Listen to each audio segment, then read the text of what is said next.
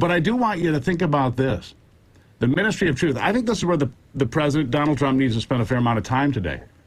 When do you need the government to explain to you what freedom of speech is? The answer is never. That's why it was the First Amendment of the United States Constitution. I don't need the government to weigh in and tell me what I'm allowed to say or see or hear or how I express myself. That was the point of the 5 points of the First Amendment of the United States Constitution.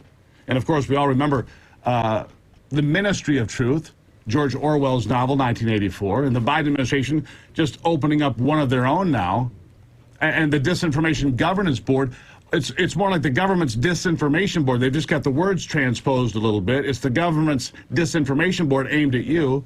And isn't it interesting, a lot of people have made note of this, and I shall as well, under the Department of Homeland Security.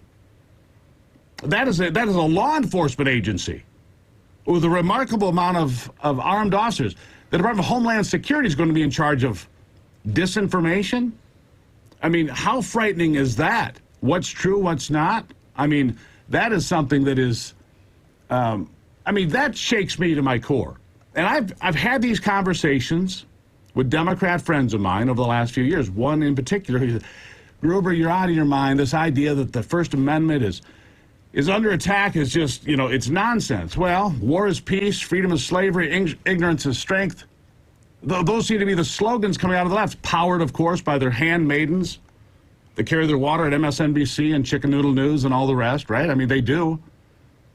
But the purpose of that department, of course, in 1984 was to create an entire amount of disinformation, to erase the past. If you said something or did something or behaved in a certain way, they just erased you, right? It's not unlike the cancel culture, right? They traffic in lies, manipulation, half-truths. I mean, what would the department have said about the Hunter Biden laptop? Is that disinformation, misinformation?